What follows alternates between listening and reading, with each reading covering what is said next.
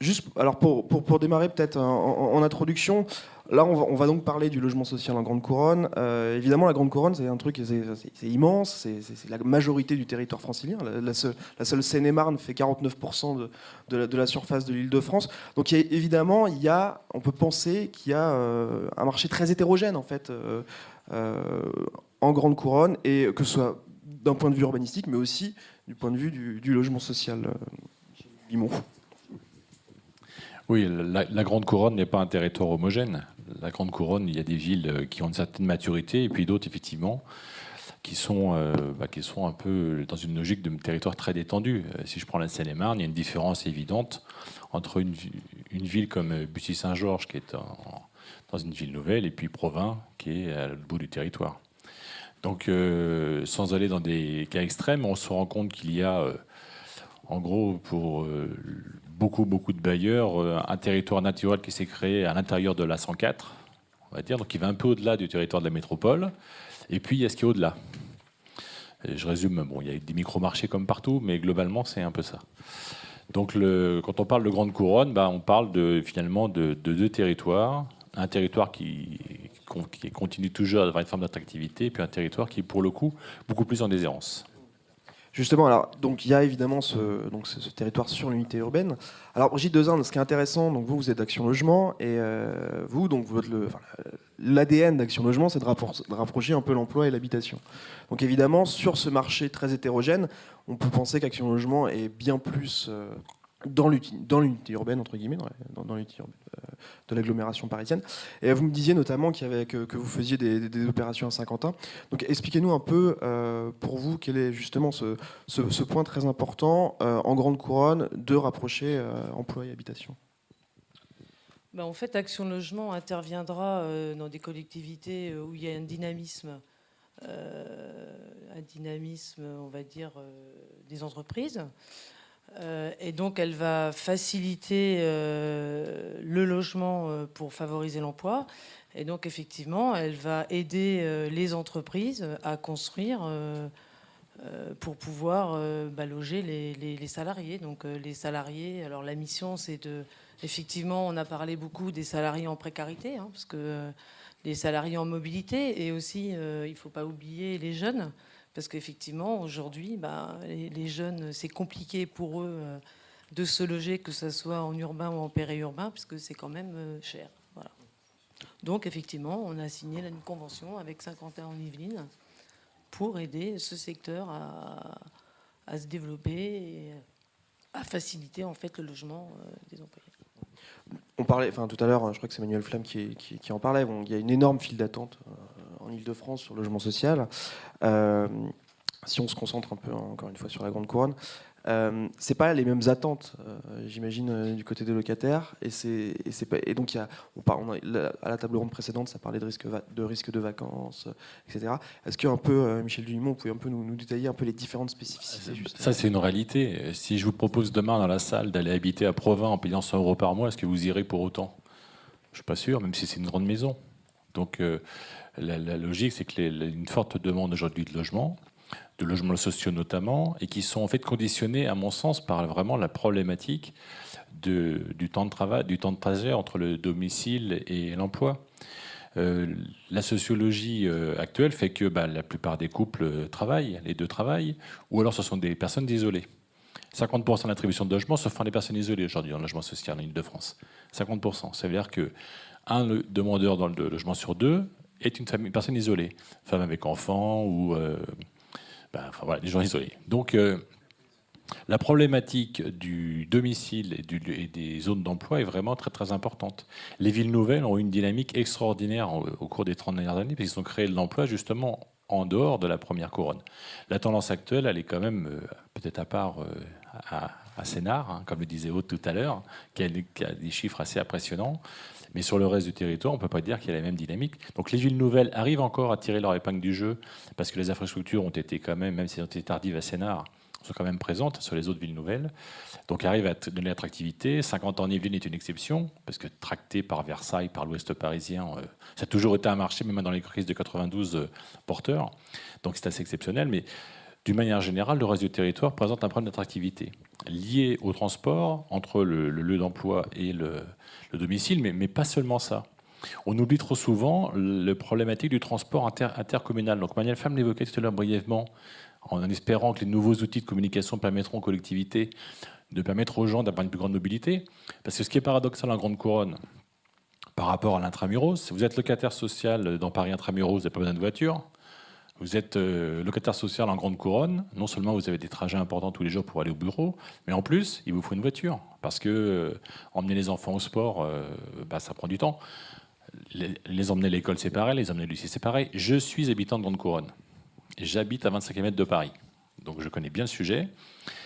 Si je prends l'exemple de mon fils, par exemple, qui prend le bus pour aller au lycée, il met 40 minutes en bus. En voiture, c'est à peine 10 minutes.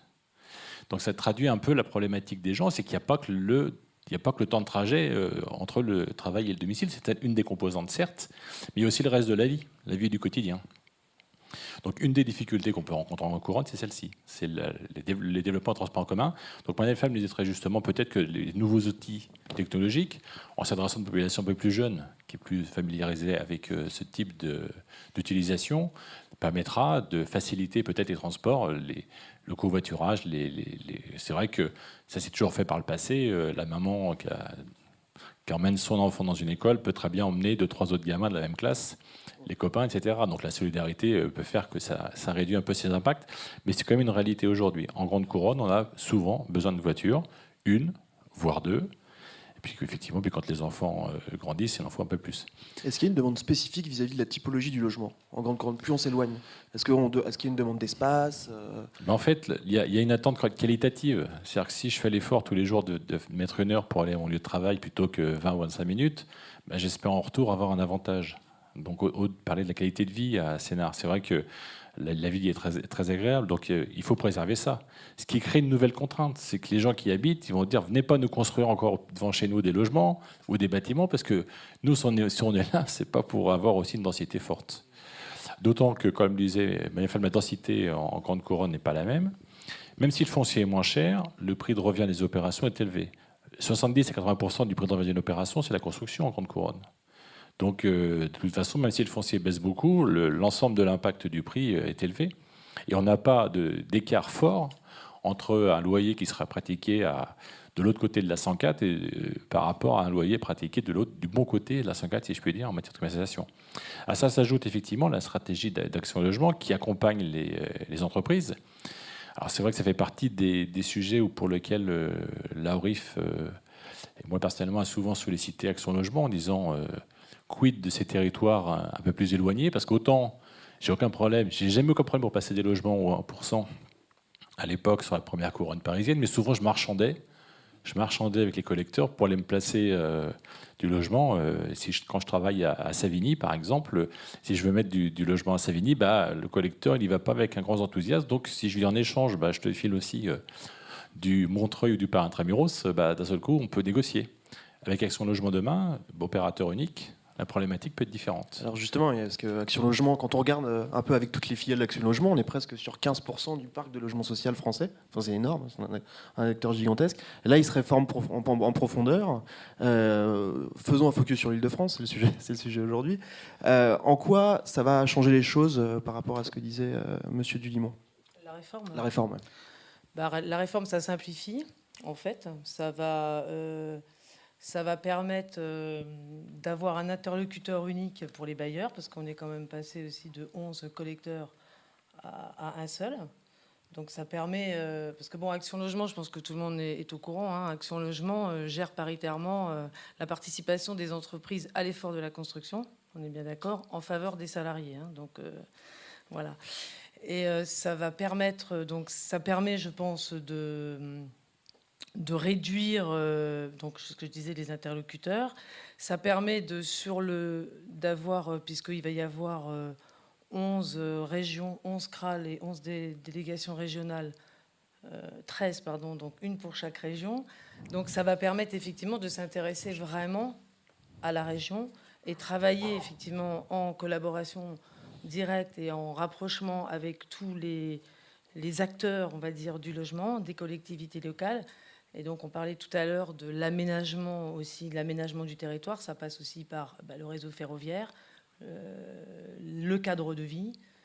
Et voilà. Enfin bon, donc c'est une des particularités, on va dire, de cette réforme, c'est de simplifier et d'aller au plus juste, de travailler autant avec les grands comptes qu'avec, on va dire, parce qu'il y a un changement de travail aussi avec les grands comptes, qu'avec les entreprises et les plus petites entreprises de plus de 20. Oui, parce 20 qu'un des salariés. objectifs de la réforme, c'est de Voilà. supprimer les distorsions de concurrence entre les grosses entreprises qui Exactement. étaient très attractives pour les gros collecteurs, mais les PME qui étaient un peu délaissées. Voilà, c'est aussi aller être un peu plus à l'écoute en fait de toutes les transformations qui s'effectuent aujourd'hui, tant dans les entreprises, les nouveaux emplois, la mobilité, parce qu'il y a beaucoup de mobilité aujourd'hui. Effectivement, c'est d'essayer de fluidifier et d'aider en fait les gens à bouger aussi. Ça aussi, c'est important parce que les entreprises aussi se rajettent, bougent. Maintenant, le parcours professionnel, on fait plus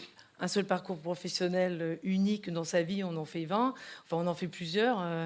Et donc je pense que c'est aussi pour favoriser, en fait, fluidifier le logement parce que si on arrive à trouver des logements facilement pour les salariés, je pense qu'on monte en compétence aussi les entreprises. Et c'est aussi justement au niveau des territoires d'attirer les salariés. Donc pour attirer les salariés, je rejoins complètement ce que vient de dire monsieur, c'est qu'à la fois, il faut leur donner un logement adaptable et à la fois aussi penser au cadre de vie. Voilà. Et puis réduire aussi le temps de trajet. Parce qu'aujourd'hui, vous voyez effectivement, les gens qui travaillent, il y en a qui mettent 1h30, 2 heures, parce qu'ils préfèrent avoir un cadre de vie plus intéressant. Ils vont se faire 1h30, 2 heures le matin, 2 heures le soir, quand tous les transports fonctionnent bien. Donc, voilà. Donc ça, c'est... C'est important de souligner que c'est aussi une demande des entreprises. C'est ça Oui. l'intérêt d'Action Logement. Ah ben oui, c'est oui. assez Alors, innovateur dans le marché du logement. C'est-à-dire qu'il y a une effectivement, demande. donc la nécessité de chaque CRAL avec l'aide des délégations régionales, c'est effectivement, là ils vont lancer une étude, de demander les besoins des entreprises et les besoins des salariés et essayer effectivement en fonction de ça de travailler avec tous les partenaires, parce que j'ai des élus locaux, tous les partenaires au niveau de l'habitat pour justement satisfaire au mieux et les entreprises et les salariés. Et je pense que c'est aussi le début d'une dynamique économique dans chaque territoire. Donc, pour le périurbain, c'est ce qu'il faut essayer d'installer. Alors justement, donc pour le périurbain, il y a aussi un autre acteur majeur qu'il faut souvent convaincre, ce sont les élus. Et donc là, évidemment, quand on parle de grande couronne, là, on est ou dans l'étalement urbain ou dans la densification. C'est un sujet qui a été abordé à la table ronde précédente. Mais quand on parle de logement social, ça devient complètement majeur comme sujet vis-à-vis de la demande.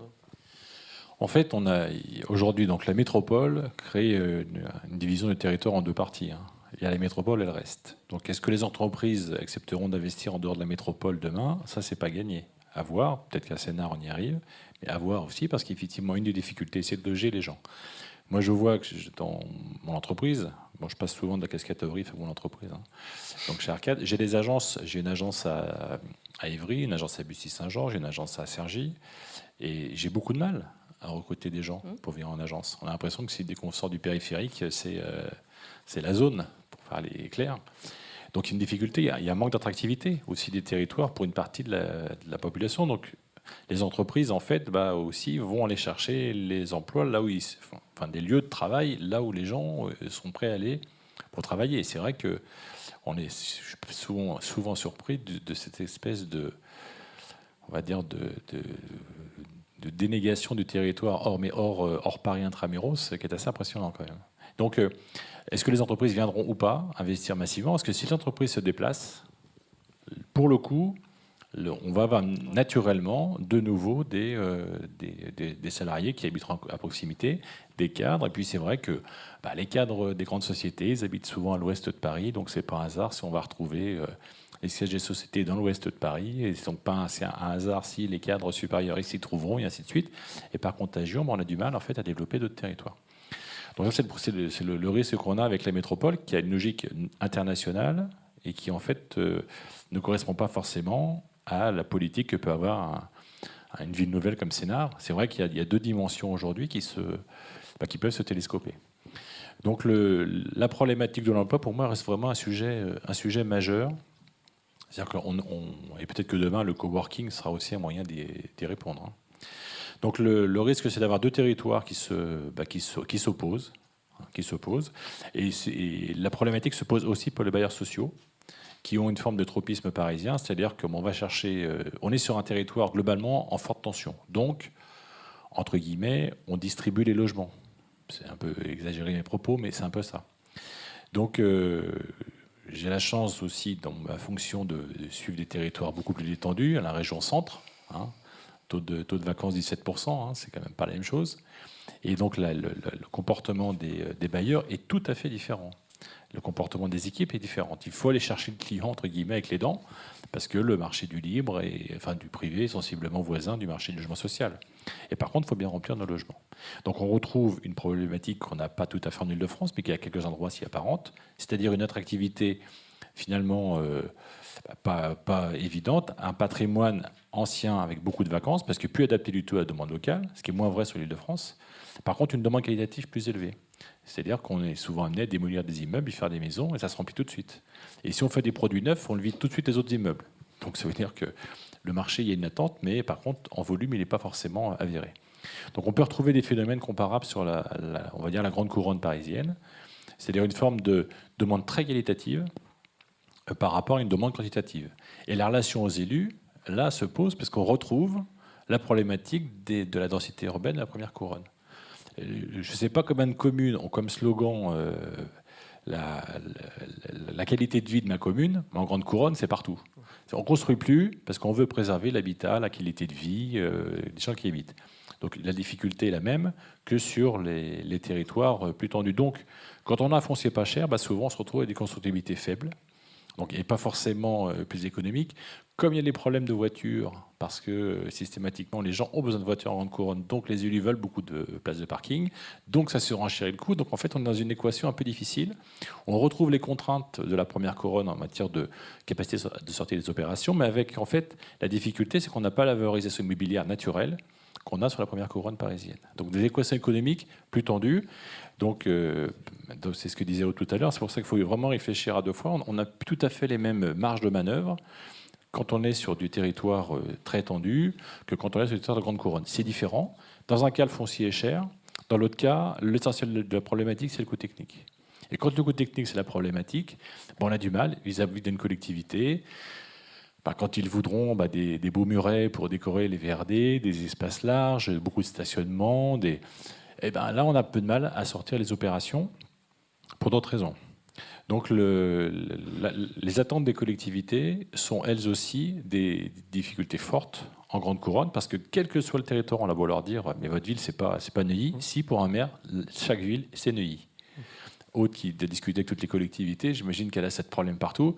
Ma ville, c'est pas la même que celle d'à côté.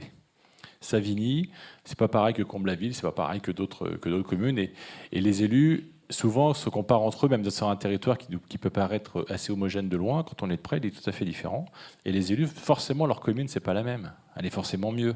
Donc je vais faire forcément mieux ce que fait le voisin. Ce qui est légitime. Ils sont élus d'une commune. S'ils disent que leur commune n'est pas terrible, ils ne seront pas réélus d'une part. Et puis deuxièmement, ce serait quand même un petit peu un comble. Donc on a cette vraie difficulté dans notre dialogue qu'on a avec les collectivités locales en grande couronne, qui savent qu'il y a un besoin, mais qu'on ne sait pas forcément assouvir.